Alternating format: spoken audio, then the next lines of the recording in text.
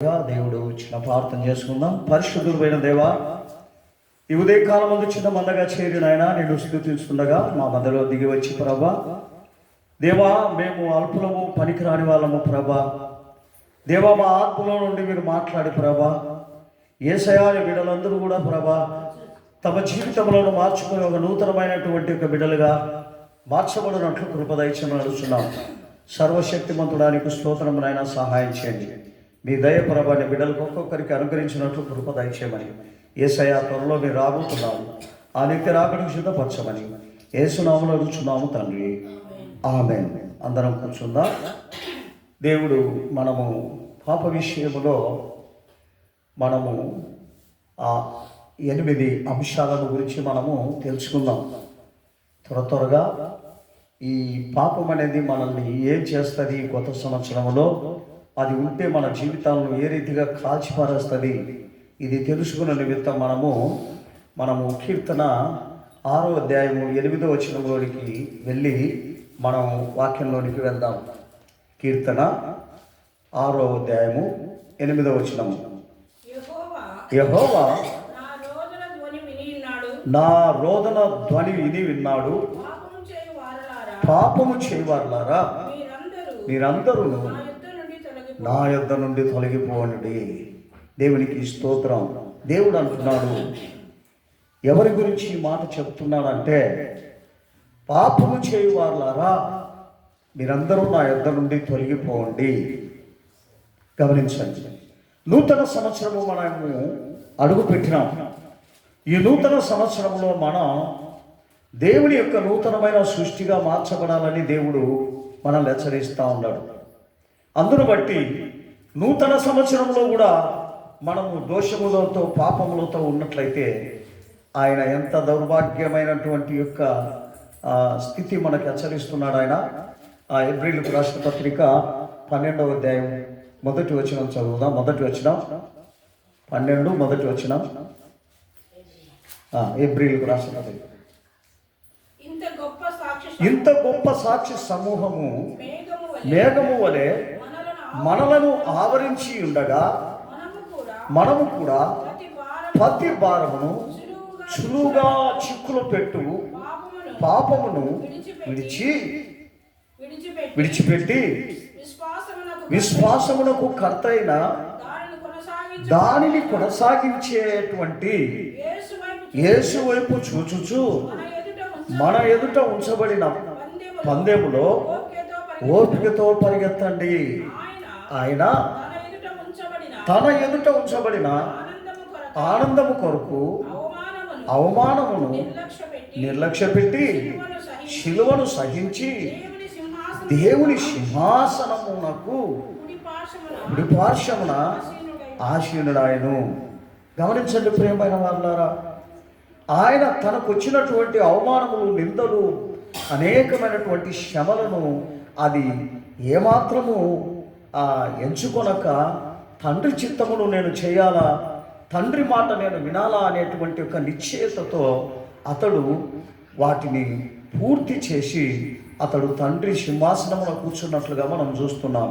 దేవుడు అంటున్నాడు, ఈ భూమి మీద జీవితాన్ని ఇచ్చినది మనము తినడానికి, తాగడానికి, సుఖించడానికి, మన కుటుంబము ఉబ్బతి చేసుకోవడానికి కాదండి. దేవుడు అంటున్నాడు, నీకు ఇచ్చినటువంటి యొక్క శరీరాన్ని, మరి ఈ యొక్క ఆత్మను తిరిగి నాకు ఇవ్వాలా అంటాడు. గమనించండి ప్రియమైన వారులారా, నీవు ఈ భూమి మీద దేవుడు ఇచ్చినటువంటి యొక్క బహుమాన రీతిగా ఈ భూమి మీదకి మనం వచ్చినాం. మనం తినడము, తాగడము, సుఖించడము, సంపాదన చేసుకోవడానికి కాదండి. మనము తిరిగి దేవుడు మనకిచ్చినటువంటి యొక్క ఈ శరీరాన్ని, ఆత్మను తిరిగి దేవుడి దగ్గరికి తీసుకొని భద్రంగా తీసుకొని పోయేదానికే నీకు నాకు ఆయన ఈ రీతిగా హెచ్చరిస్తూ ఉన్నాడు. ఎందుకంటే యుగాయుగములు ఆయనతో కూడా మనము జీవించాలని దేవునికి ఆశ.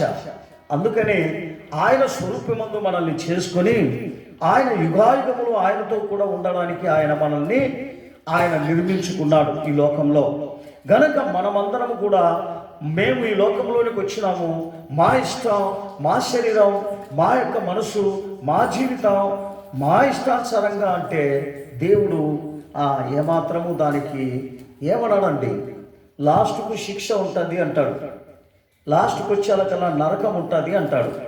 అందుకని ఆ నరకము లేకోకుండా నిన్ను తనతో కూడా కూర్చుండబెట్టుకోవడానికి ఆయన ప్రయాసపడతా ఉన్నాడు. మూడో వచనం చదువుదాం. మూడో వచనం మీరు అలసట పడకయు మీ ప్రాణములు విసుకకయు ఉండునట్లు పాపాత్ములు తనకు వ్యతిరేకముగా చేసిన తిరస్కారం అంతయు ఓర్చుకొనుచు ఆయనను తలంచుకొనుడి. హల్లెలూయా. ఏమంటున్నాడు అండి, మనకు పాపాత్ములు మనకు చేర్చున్నటువంటి యొక్క అనేకమైన బాధలు, హింసలు, నిందలు, అవమానాలు, కష్టాలు, శ్రమలు తెచ్చిపెడితే మనం అయ్యో వీళ్ళు మాకు చేస్తున్నారని వాళ్ళతో కొట్లాడకపోవద్దండి, వాళ్ళతో మనము ఏడ్చమాడడానికి పోకూడదు. వాళ్ళకు మనకు చేసినారే, మనం కూడా వాళ్ళకు అదే రీతిగా తిడతాం, అదే రీతిగా చేద్దాం అనేటువంటి తలంపులు దేవుని పిల్లలకు ఉండకూడదు అంటాడు. వాటిని ఓర్చుకొని చూడు, నన్ను తలంచుకుంటా ఉండమంటున్నాడు. ప్రభువా వాళ్ళను క్షమించు, వాళ్ళకు తెలియక చేసినారు, కానీ నువ్వైతే అన్నీ తెలిసిన వాడవు ప్రభువా, ఆ బాధ నుండి విడిపించు, ఆ శ్రమ నుండి విడిపించని మనం మొరపెట్టాల్సిందే. కానీ వాళ్ళకు వ్యతిరేకంగా మనం మాట్లాడడం కానీ ఇవన్నీ చేయకూడదని దేవుని యొక్క చిత్తం. అదే కీర్తన 7వ అధ్యాయం 14వ వచనంలో చెప్తాడు. ఆ 14వ వచనం, కీర్తన 7:14, మన పాపములను మనము పాపమును కనుటకు వాడు ప్రసవ వేదన పడుతున్నాడు, చేదు గర్భమును ధరించిన వాడై ఆ అబద్ధమును కని ఉన్నాడు. గమనించండి ప్రియమైన వారలారా, చేదు అనేది జీవితం, పగ అనేది చేదు, కక్షలు అనేది చేదు. ఇది వాడు కంటా ఉన్నాడంట, నిన్న అబద్ధాలు కంటా ఉన్నాడంట. ఇటువంటి యొక్క స్వాభావికములో నుండి నేను తప్పింపబడాలని దేవుడు కోరుకుంటున్నాడే కానీ వాటిలో చిక్కుపడి వాటి ప్రకారము జీవించమని దేవుడు మనకు చెప్పలేదండి. అందుకని ఆయన అంటున్నాడు, చేదు అనేది మన జీవితాలలో ఉన్నంత వరకు మనం చేదుగానే ఉంటాం, బలహీనతగానే ఉంటాం, అనారోగ్యంగానే ఉంటాం. చేదు ఎప్పుడైతే మన జీవితంలో నుండి తీసేస్తామో మరి మనలో ఎటువంటి యొక్క ఆ రోగాలు కానీ బలహీనతలు కానీ రావు. చేదు ఉన్నంత వరకే, ఆ పాపం ఉన్నంత వరకే మన దగ్గరికి వస్తాయి. పాపము లేని చోట ఏ యొక్క మరి వ్యాధి ఉండదు, బలహీనత ఉండదు, ఏ దోషం ఉండదు. వాటిని అన్నిటినీ కూడా దేవుడు విడుదల చేస్తాను అంటాడు. ఎందుకంటే ఈరోజు ప్రతి ఒక్కరి యొక్క చేతిలో కూడా పాపం ఉంది అంటాడు. ఏ రీతిగా పాపం ఉంది చెప్పండి చూద్దాం. సాతాను గారు వాడు ఒక మాట చెప్తా ఉన్నాడు, నేను అందరికీ ఆ పాపపు యొక్క ఒక తంత్రాన్ని నేను ఇచ్చేసినాను వాళ్ళ చేతిలోకి. వాళ్ళు ఎప్పుడు వాళ్ళు కుడి చేతులనే వాళ్ళ ఆ తంత్రాన్ని పెట్టుకుంటారు, పాపపు తంత్రాన్ని. వాళ్ళు దాని ఒక్క క్షణము కూడా కింద పెట్టరు, దాన్ని వాళ్ళు ఎప్పుడు కూడా ఇచ్చిపెట్టి వాళ్ళు జీవించరు అని చెప్పి సాతానుడు వాడు సాక్ష్యం చెప్తా ఉన్నాడు. ఈ లోకమంతా నేను నింపేసినాను పాపంతో, ఈ లోకమంతా నింపేసినాను నేను, ఇంకా వాళ్ళు నీ దగ్గరికి ఎట్లా వస్తారు ప్రభువా? గమనించండి, నేను పూర్తి నింపేసేసినాను. ఏ రీతిగా నింపినానంట గమనించండి ప్రియమైన వారులారా. మనం ఏపు 11వ అధ్యాయంలోనికి పోతే 12వ వచనంలో చూస్తే 12వ వచనం నుండి 13, 14, 15 వరకు మనం చూసినట్లయితే దాంట్లో ఒక్కొక్క పాపాన్ని గురించి ఒక్కొక్కటి వివరించి చెప్తా ఉన్నాడు. మనం ఒక్కసారి ఒక్కొక్క వచనము మనం చదువుతా పోదాం. 12వ వచనం నుండి ఏబు 11వ అధ్యాయము 12వ వచనం నుండి మనం చూస్తే చదువుదాం. అయితే అడవి గారద పిల్ల నరుడై పుట్టిన నాటికి కానీ బుద్ధిహీనులు వివేకి కాడు.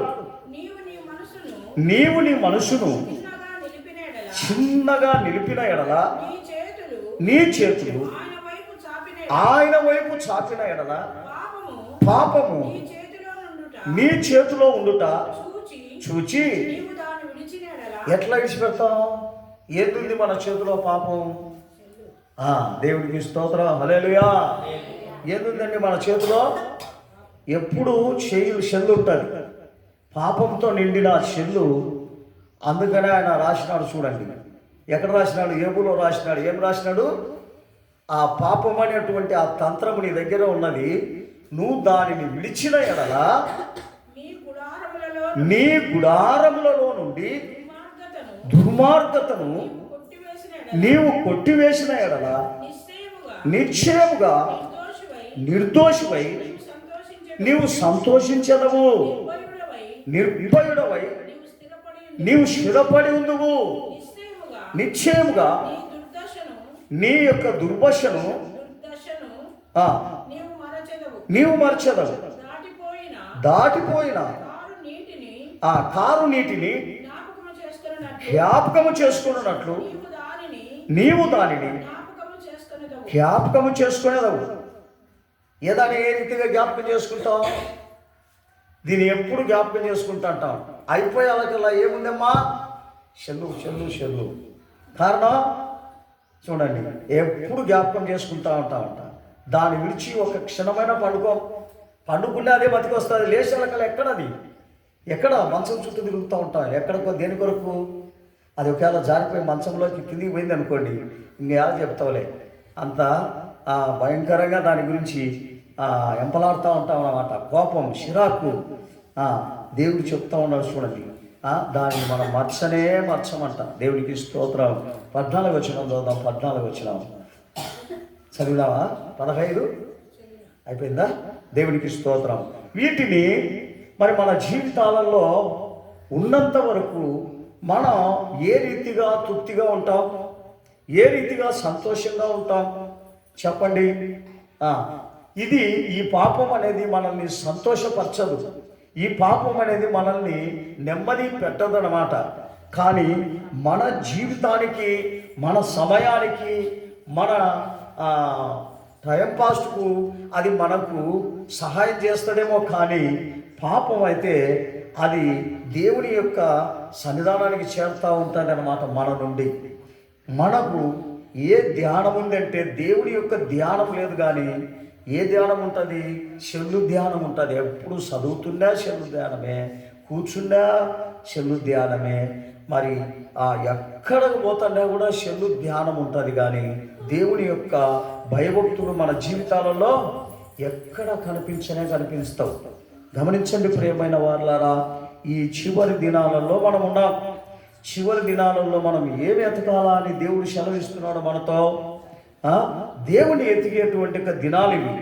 ఈ దేవుని ఎతికే దినాలలో మనం ఏమి ఎతుకుతున్నామంటే పాపాన్ని ఎతుకుతా ఉన్నాం, చెల్లుని ఎతుకుతా ఉన్నాం. ఈ లోకంలో మరి మనము ఏదో దేవుని యొక్క సన్నిధానానికి పోతే, దేవునితో మనం ఏకీభవిస్తే మనల్ని పరలోక రాజ్యానికి తీసుకొని పోడండి. ఆయన అంటున్నాడు, నీ చెడుతనమును విడిస్తేనే నేను తీసుకొని వెళ్తాను అంటున్నాడు. ఏ రీతిగా ఆయన చెడుతనం గమనించండి. మన జీవితంలో మనం ఒక నూతనమైనటువంటి యొక్క జన్మ మనకు కావాలా అంటాడు. ఈ నూతనమైనటువంటి యొక్క జన్మ మన జీవితాలలో లేకుండా పోయినట్లయితే మనము ఏమాత్రము దేవుణ్ణి కనుక్కోలేము, దేవుడి యొక్క రాజ్యానికి కూడా వెళ్ళలేము. అందుకనే దేవుడు హెచ్చరించేటువంటి యొక్క హెచ్చరిక మాటలను మనము తోసేయకుండా ఉండాలంటాడు. అదే 1 పేతురు 3వ అధ్యాయం 9వ వచనంలో మనం చూసినప్పుడు, 1 పేతురు 3వ అధ్యాయం 9వ వచనం, ఆశీర్వాదమునకు వారసులగుటకు మీరు పిలువబడితిరి కనుక కీడుకు ప్రతి కీడైనను దూషణకు ప్రతి దూషణైనను చేయక దీవించుడి. ఏమంటున్నాడు? దేవుని యొక్క పిల్లలకు చెప్పేటువంటి ఒక మాట మనం ఏమంటున్నాడంటే, దూషణకు ప్రతి దూషణ, అన్యాయానికి ప్రతి అన్యాయము మనము చేయక మనం ఏం చేయాలి చెప్పండి చూద్దాం. మనం ఎప్పుడు కూడా దీవింపబడాల దేవునిలో. అంటే దేవుని యొక్క చిత్తం మనలో ఉండాలి, దేవుని న్యాయ విధులు మనలో ఉండాలి, దేవుని యొక్క మరి కార్యాలు మనలో ఉండాలి.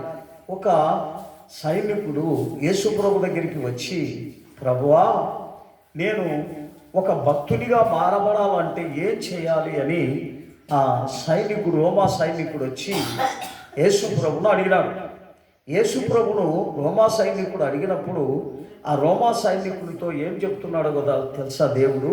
అయ్యా, నీకు కలిగిన దానిలో నీవు తృప్తి పడి ఉండు. మరి ఎవరితో అయినా లంచం తీసుకోవద్దు, ఎవరితో అయినా అన్యాయంగా డబ్బులు గుంజొద్దు.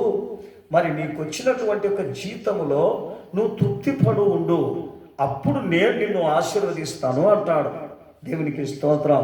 గమనించండి ప్రియమైన వాళ్ళారా, దేవుడు చెప్పే ప్రతి మాట ఇదే. ఎందుకంటే మరి ఆయన యొక్క ఆజ్ఞలను మనం గైకొనం. ఎందుకంటే ఆయన ఆజ్ఞలు నీతి కలిగినవి, అవి ఆశీర్వాదం కలిగినది. కానీ మనమేమనుకుంటామంటే ఆయన నీతి కార్యాలలో మనం ముందుకు సాగినట్లయితే ఎలాగ బతుకుతాం? అన్యాయం చేసో, అక్రమం చేసో, ఎవరినైనా మోసం చేస్తూ, అబద్ధాలాడో మనం సంపాదన చేసుకుంటే కదా 4 డబ్బులు కూడబెట్టుకుంటామని చెప్పేసి తప్పుడు ఆలోచన మనం చేస్తాం. ఆ తప్పుడు ఆలోచన ఎప్పుడైతే మన జీవితంలో ఉంటుందో, తప్పుడు యోచనలు మనలో ఉంటుందో, దేవుడు మనల్ని ఆశీర్వాదం నుండి మనల్ని కుంగజేసేస్తాడు, అవి రాకుండా చేస్తాడు. గమనించండి, ఆ బుద్ధి అనేది మనకి ఎప్పుడు రాకూడదు.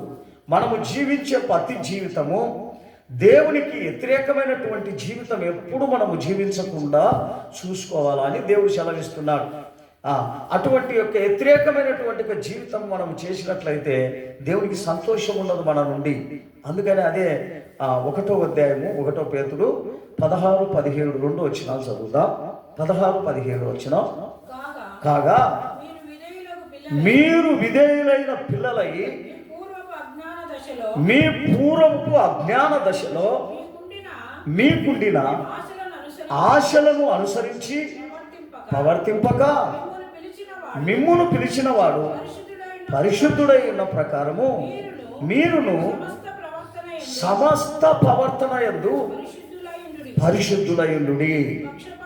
పక్షపాతము లేకుండా క్రియలను బట్టి ప్రతి వానిని తీర్పు తీర్చువాడు తండ్రి అని మీరు ఆయనకు ప్రార్థన చేస్తున్నారు గనక మీరు పరదేశులై ఉన్నంత కాలము భయముతో గడుపుడి. గమనించండి, మనం ఈ లోకములో ఉన్నంత కాలం ఏ రీతిగా ఉండాలని చెప్తున్నాడు ఆయన. ఎట్లుండాలంట?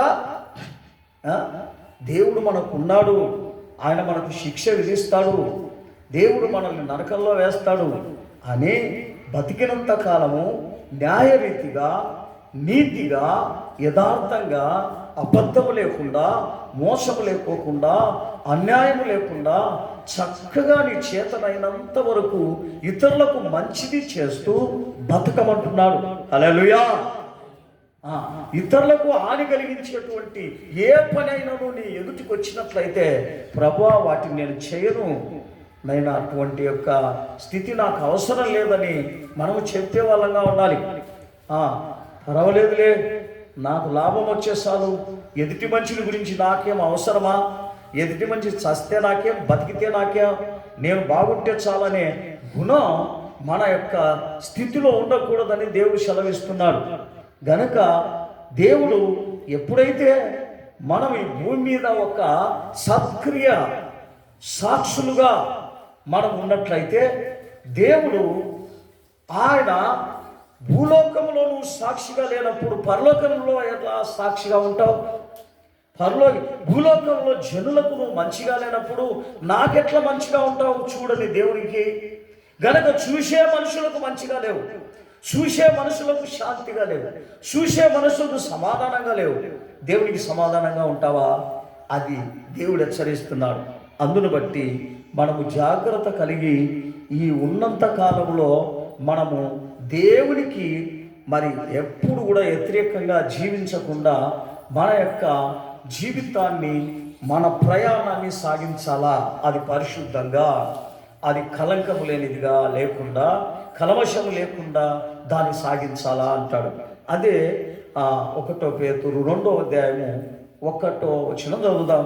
1వ వచనం, ప్రభు దయాళుడని మీరు రుచి చూసిన ఎడల సమస్తమైన దుష్టత్వమును, సమస్తమైన కపటమును, వేషధారణను, అసూయను, సమస్త దూషణను, మాటలను మాని కొత్తగా జన్మించిన శిశువులను పోలిన వారమై నిర్మలమైన వాక్యమనే పాలతో రక్షణ విషయమై ఎదుగు నిమిత్తము ఆ పాలను అపేక్షిస్తాం.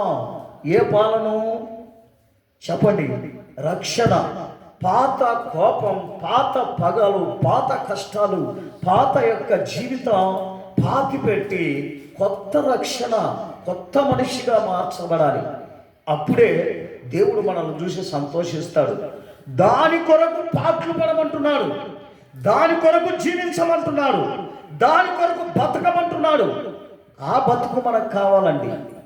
ఏదో నేను బతుకుతున్నాను, నాకు మంచి సుఖం కావాలా, ఆరోగ్యం కావాలి, డబ్బులు కావాలి, అది కావాలా, ఇది కావాలా, ఏంది అంటగట్టుకోబోదం లేవండి. అన్నీ విడిచిపెట్టుకోవాల్సిందే. ఆ పానం ఉన్నంత వరకు, కాళ్ళు ఉన్నంత వరకు, చేతులు ఉన్నంత వరకు నాది నీది అంట.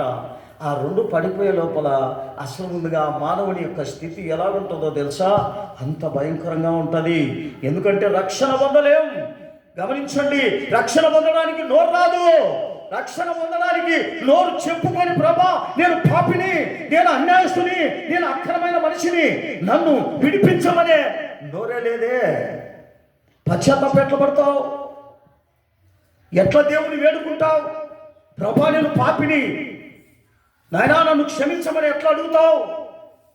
ఆ రీతిగా దేవుడు చేస్తాడు నిన్ను.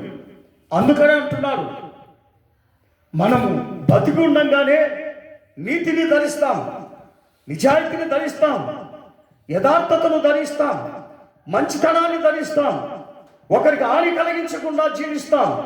మన చేతనైతే మనదే పెడదాం. ఇతరులకి మనం ఏమాత్రము తొందర పెట్టకుండా జీవించడానికే నిన్ను నన్ను దేవుడు ఏర్పరచుకున్నాడు. దేవునికి స్తోత్రం. హల్లెలూయా.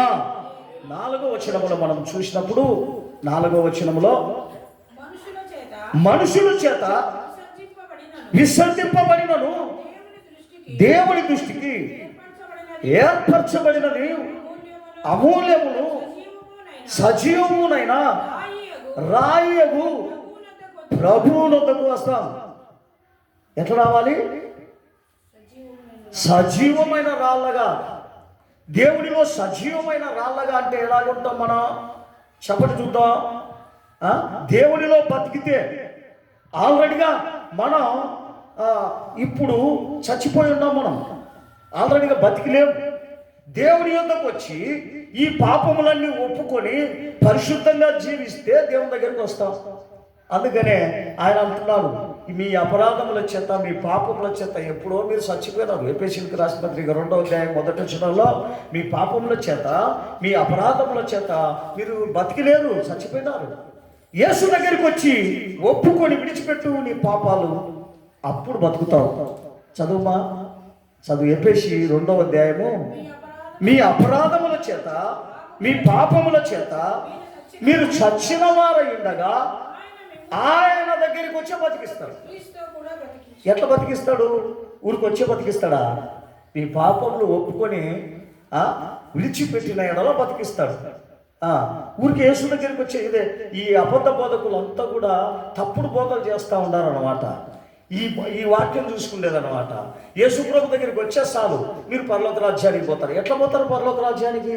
ఈ పాపం అంతా తీసేయకోకుండా, అతడు తాను మారకోకుండా ఉన్నపాటికి దేవుడి మందిరానికి వచ్చిన తక్షణమే వాళ్ళు పరలోక రాజ్యానికి పోతారా?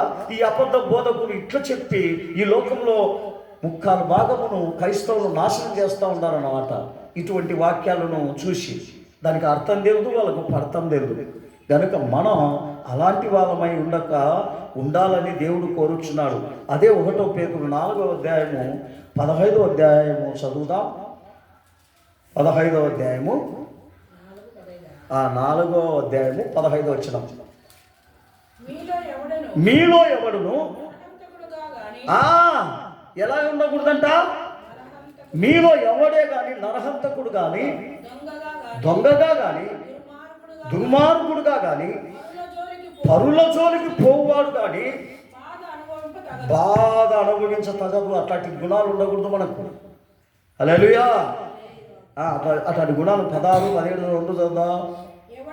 ఎవడైనను క్రైస్తవుడైనందుకు బాధ అనుభవించిన ఎడలా అతడు సిగ్గుపడక ఆ పేరును బట్టే దేవుని పరచాలా. హల్లెలూయా.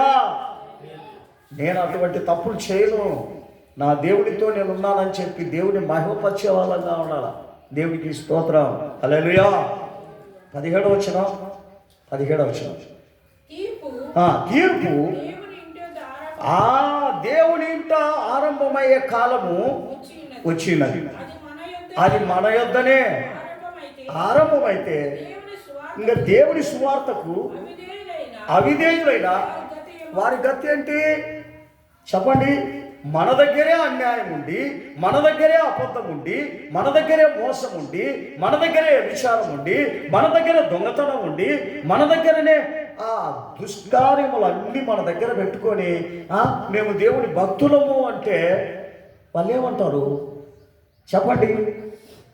ఏమైనా ప్రార్థన పోతా ఉండవు, ఇంత అన్యాయం కలిగి ఉండవు కదయా నువ్వు, ఇంత మోసకరమైనటువంటి మనిషిగా ఉండగా తీర్పు ఎక్కడి నుండి వస్తుంది? నా దగ్గర నుండే వస్తూ ఉంది. నేను అన్యాయంగా ఉంటే, నేను అబద్ధంగా ఉంటే నా దగ్గర నుండే వస్తూ ఉంది. వాళ్ళు నా మీద ఏలు పెట్టి తీర్పు తీర్చే వీళ్ళు ప్రార్థనకు వెళ్తారే కానీ వీళ్ళు దేవునికి తగినట్లుగా జీవించలేదు, దేవునికి తగినట్లుగా వీళ్ళు కనబడలేదు అని తీర్పు నా ఇంటి దగ్గర నుండే వస్తూ ఉంటే వాళ్ళు ఎట్లా బాగుపడతారు? వాళ్ళు ఎట్లా మారు మనసు పొందుతారు? వాళ్ళు ఎట్లా దేవుని పిల్లలుగా మార్చబడతారు? గమనించండి ప్రియమైన వాళ్ళారా. ఈరోజు మన జీవితంలో మనము దేవుని పిల్లలమైతే దేవుని పిల్లలుగానే ఉండాలి, కానీ మనం అపవిత్రమైన పిల్లలుగా కాకూడదు. అందుకనే దేవుడు నిన్ను నన్ను పిలిచినటువంటి ఒక పిలుపు ఏంటో తెలుసా? 1 దశలోనికి రాసిన పత్రిక 4వ అధ్యాయము 7వ వచనములో ఆయన చెప్తా ఉన్నాడు, నిన్ను నేను పిలిచినటువంటి ఒక పిలుపు పరిశుద్ధంగా ఉండడానికి, కానీ అపవిత్రులుగా ఉండడానికి కాదు అంటున్నాడు. దేవునికి స్తోత్రం. గమనించండి, మనం ఆ పరిశుద్ధమైన జీవితం ఎక్కడుంది ప్రభా, ఎలాగ నేను చేయాలా ప్రభా అని చూసేటువంటి ఒక బాధ్యత మనందరి మీద ఉంది. చదువు ముగిస్తా. చదువు 1 దశలోనికి 4వ అధ్యాయము 7వ వచనం. పరిశుద్ధుల ఒకటే దేవుడు మనల్ని పిలిచాడు కానీ అపవిత్రులుగా ఉండడానికి కాదండి, పిలవలేదండి. హల్లెలూయా. మరి మనమేమనుకోవాలి? అపవిత్రులు కన్నా పర్వాలేదు, సరిపోతుంది, దేవుడు మమ్మల్ని రక్షిస్తాడు అంటావా? అందామా? అలాగే పిలవలేదంటాడు. 3వ వచనం చదువు. 3వ వచనం, అక్కడే 3వ వచనం. మీరు పరిశుద్ధుల ఒకటయే అనగా మీరు జారత్వము నుండి దూరముగా ఉండుటయే దేవుని చిత్తం. హల్లెలూయా. ఏమంటున్నాడు ఆయన? దేవునికి విరుద్ధమైన కార్యము చేయుటయే దేవునికి అసహ్యం అంటాడు. గనుక మనం ఈ లోకంలో ఉన్నంత వరకు మంచిదేది చెడ్డదేది పరీక్షించాలి. మనం తినేటప్పుడు కూడా మంచిదేది చెడ్డదేది అని చూసి తింటాం కదా. అలాగనే మన శరీరంలోనికి అపవిత్రమైనది రాకుండా, అన్యాయమైనది రాకుండా, అక్కరమైనది రాకుండా దాన్ని చూసుకొని మంచి దానిని మనం మన శరీరంలో నుండి, మన యొక్క ఆత్మలో నుండి మనము జీవింపజేయాలి, కానీ అపవిత్రతను జీవింపచేయకూడదు. దేవుని వాక్యము దేవుడు దీవించునుగాక. ఈరోజు ఇచ్చిన కృపను బట్టి దేవునికి స్తోత్రం చేస్తాం. స్తోత్రం స్తోత్రం స్తోత్రం స్తోత్రం స్తోత్రం స్తోత్రం.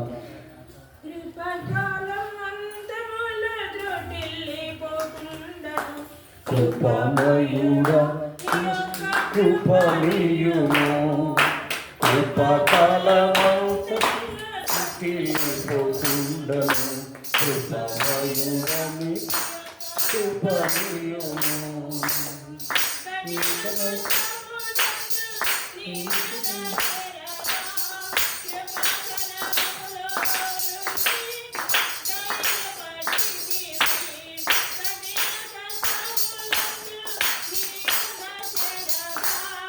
కృపాసనములో నుండి ధైర్యపరిచితివి సమయోచిత సహాయం నాకనుగ్రహించి సంకటములన్నీయు మరువచేసితివి కృపకాలం అంతటిలో త్రొట్టిల్లిపోకుండను కృపమయుడాని యొక్క కృపనియుము కృపకాలం అంతకుల త్రొట్టిల్లిపోకుండను కృపమయుడాని యొక్క కృపనియుము హల్లెలూయా హల్లెలూయా హల్లెలూయా హల్లెలూయా.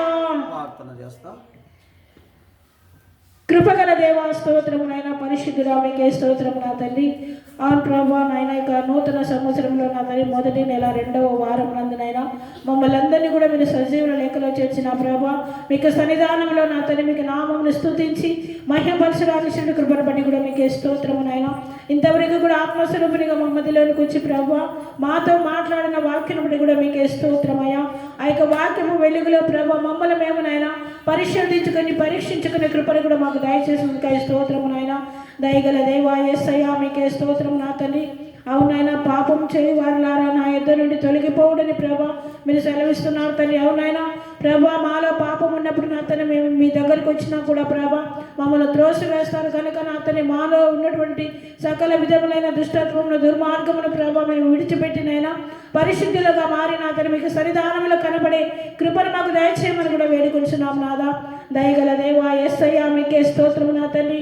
అవును ప్రభా ఆశీర్వాదములకు వారసులవుటకు మీరు పిలువబడినారు కానీ పిలువబడి కనుక ప్రభా మీరు కీడుకు ప్రతి కీడైనను దూషణకు ప్రతి దూషణైనను చేయక వారిని దీవించమని ప్రభా మీరు సెలవిస్తున్నారు తల్లి. ఆ రీతిగా నాయన మేము నడుచుకోవడానికి కూడా సహాయం చేయమని కూడా వేడుకొంచున్నాం నాదా. దయగల దేవా యేసయ్యా మీకే స్తోత్రం నాయన. ఆ ప్రభా నా తల్లి మాలో ఉన్నటువంటి సమస్తమైన దూషణ మాటలను మాని ప్రభా మేము క్రొత్తగా జన్మించిన శిశువులను పోరిల వారమే నిర్మలమైన వాక్యమును పాలనలో ప్రభా మేము ఎదగడానికి కూడా సహాయం చేయమని కూడా వేడుకొంచున్నాం నాదా. స్తోత్రము నాయన. వచ్చిన బిడ్డలందరినీ కూడా నా ప్రభా ఒక్కొక్కరిని ప్రభా పేరు పేరుని ఆశీర్వదించండి బలపరచండి ప్రభా విన వాక్యానుసారంగా ప్రతి ఒక్కరిని నడుచుకోవడానికి కూడా సహాయించండి ఆయన. ఏకప్పుడు నా తనకి ఆలోచన మీకు సన్నిధానంలో కనబడుతున్నారా ప్రభా హృదయములను పరిశోధించే దేవుడు కనుక నా తండ్రి వారికి హృదయాలోచన ప్రకారం కూడా నైనా వారికి నెరవేరడానికి కూడా సహాయం చేయమని కూడా వేడుకొంచున్నాం నాదా. అవును నా ప్రభా దినములు చెడ్డవి కనుక నా ప్రభా మేము సమయమును పోనీకనైనా సద్వినియోగం చేసుకోవచ్చు అజ్ఞానుల వలె కాకనైనా జ్ఞానుల వలె నడుచుకునే కృపను కూడా మాకు దయచేయమని కూడా వేడుకొంచున్నాం నాయన. దయగల దేవా వచ్చిన బిడ్డలందరినీ కూడా ప్రభా ఆశీర్వదించండి దీవించండి నాయన. గత సంవత్సరంలో ఉన్న వేదన బాధలు లేకుండా నా ప్రభా ఇక నూతన సంవత్సరంలో ప్రభా నూతన ఆశీర్వాదములతోనైనా నూతన కృపతోనైనా ప్రతి ఒక్కరిని నింపమని వేడుకొంచున్నాం తండ్రి. దయగల దేవా సంఘమని కూడా మీరు ఆశీర్వదించండి దీవించండి నాయన. ఇంకొన్ని అనేకమైన ఆత్మల ప్రభా రక్షణ పొందడానికి కూడా సహాయం చేయమని కూడా వేడుకొంచున్నాం తండ్రి. ప్రభా మీ త్వరగా రాబోచున్నారు నాయన. రాగల మహిమల రాకడలో ప్రభా మేమందరం కూడా నిర్దోషులుగాను నిష్కలంకులుగాను నిందారహితులుగా మీకు నిత్య రాజ్యంలో చేరే కృపను దయచేయమని మా ప్రభువును మా రక్షకుడైన నాజరుడైన యేసుక్రీస్తు పరిశుద్ధ నామములో అడిగి వేడుకుంటున్నాం తండ్రి. ఆమేన్. స్తోత్రం స్తోత్రం స్తోత్రం. నా ప్రాణమున సమస్తమైన పరిశుద్ధ నామమును సన్నతించుము. నా ప్రాణమా యెహోవాను సన్నతించుము. ఆయన చేసిన ఉపకారములు దేనిని మరవకు. స్తోత్రం స్తోత్రం స్తోత్రం. హల్లెలూయా హల్లెలూయా హల్లెలూయా. స్తోత్రం.